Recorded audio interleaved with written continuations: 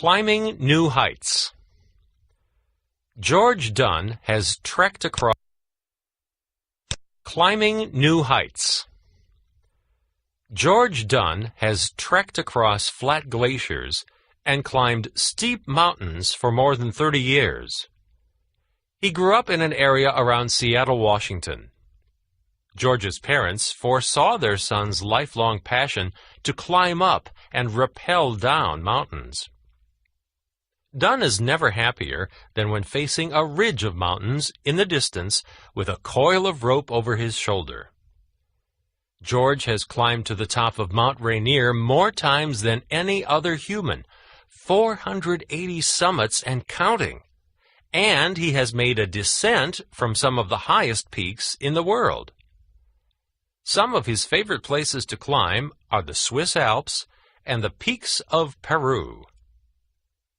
Dunn likes to share his knowledge and enjoyment of mountain climbing, rock climbing, rappelling, and ice climbing with others. He is an expert guide, and he helps train amateur climbers so that they can experience the feeling of sitting on top of the world. But climbing can be dangerous. Dunn teaches safety and responsibility, too. He does not want his students falling into a void between two rocks or down a shaft of a glacier.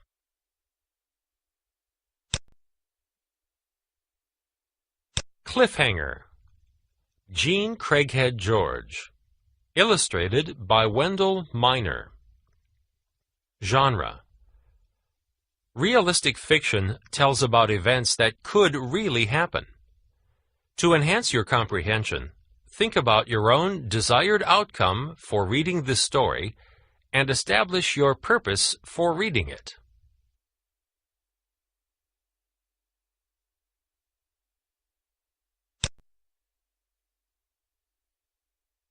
Question of the week. What does it take to be a hero?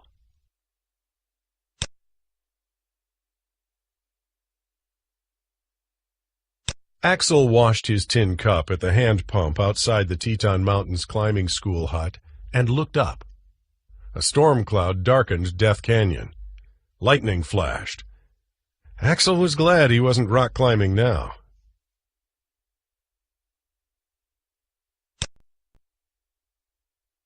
Axel! Two mountain climbers ran down the trail. Your dog followed us up the mountain, one of the women said. We had to leave him at the top of Cathedral Wall. You left Grits? Axel was upset. The storm's bad, she said, looking over her shoulder. We had to get out of there.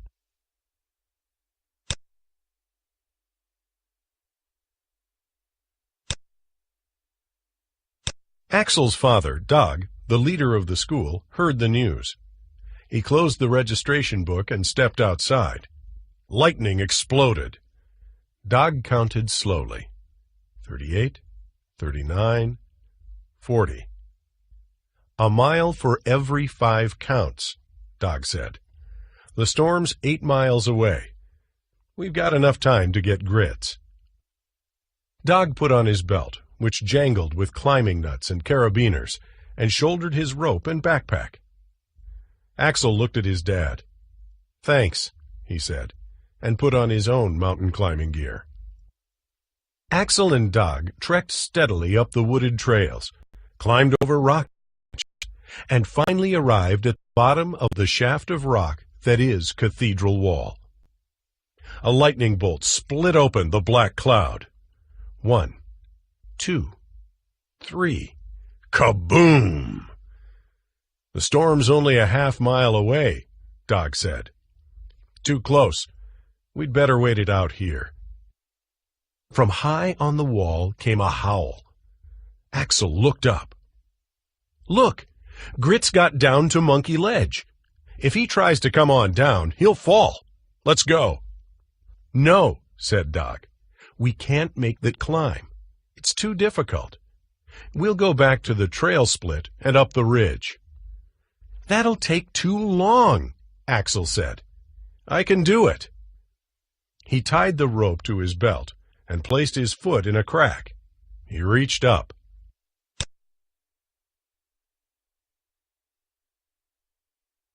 Dog had no choice. His son was climbing. He picked up the top coil of Axel's rope and took a deep breath.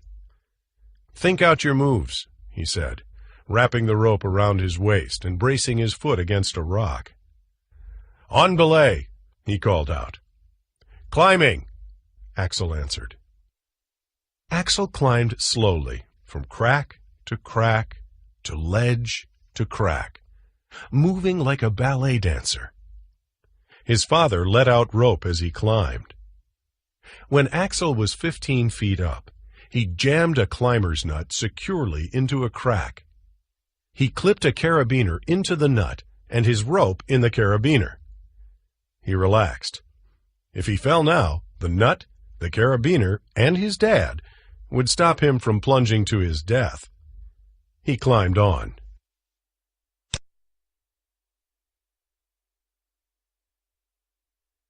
Axel looked up.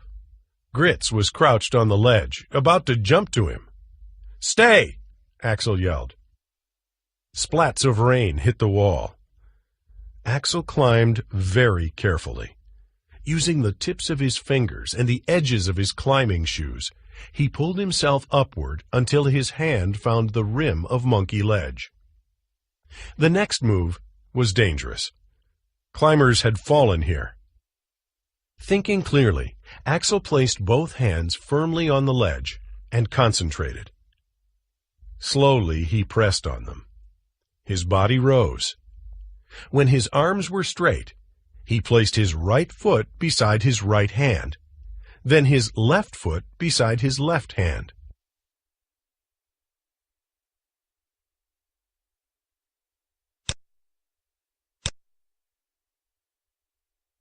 Bent like a hairpin, he found his balance and stood up. Grits wagged his tail, but did not move. He was scared. Lightning buzzed across the sky. 1.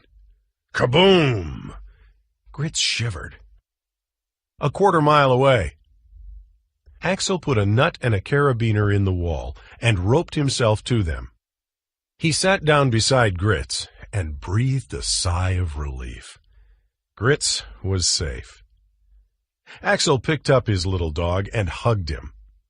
The cloud opened, and rain poured down. Grits whimpered. "It's all right," Axel whispered into his fur. "It's all right." The sky flashed. Kaboom! "No count," said Axel. "It's here, Grits. We're right in the center of the storm." Crackling electricity lifted the hair straight up on Axel's head and arms. The air hummed. Sparks snapped from his ears to the rocks. He hugged Grits closer. Flash! 7, 8, 9, 10. Kaboom! 2 miles, said Axel. The storm's going away.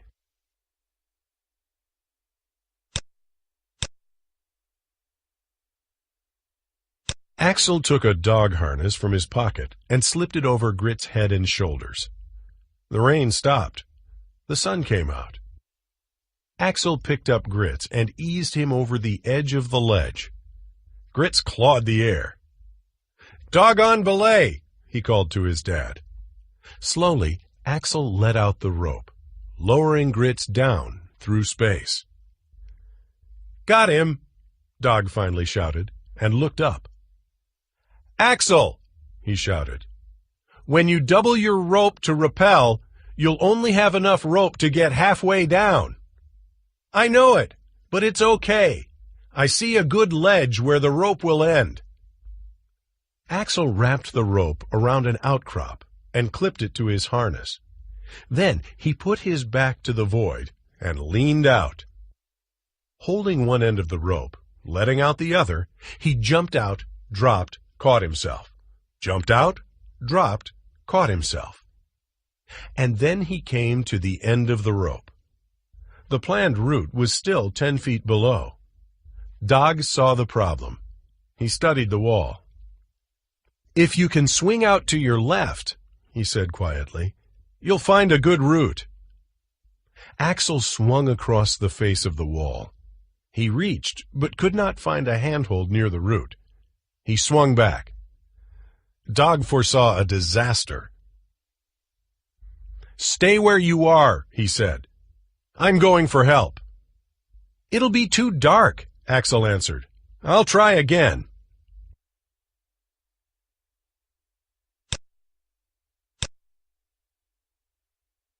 Axel ran like a track star, back and forth across the vertical wall, back and forth. He swung wider and wider. When he was over Dog's root, he jammed his fist in a crack. He did not swing back. Axel forced his toes into another crack. When he was secure and firmly balanced, he untied the rope from his waist, pulled it from the boulder on Monkey Ledge, and let it fall to his dad. No nut, carabiner, or rope was there to save him if he made a mistake. From this moment on, he must free climb. He began his descent.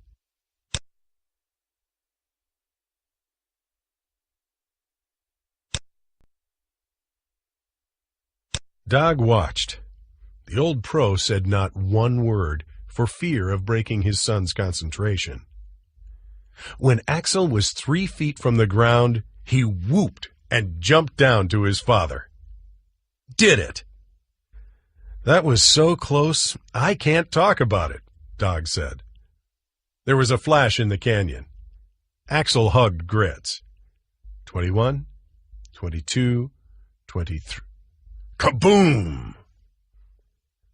"The storm's at the hut," Dog said. "Let's wait it out here. I'm beat." He lit his small gas stove and made soup with clear stream water and instant mix. He poured some into a cup for Axel. "I'll bet Grits sleeps well tonight," Dog said when he finally relaxed. He was one scared dog. "I don't know about Grits," Axel answered, "but I was sure scared. I thought I had lost my friend forever."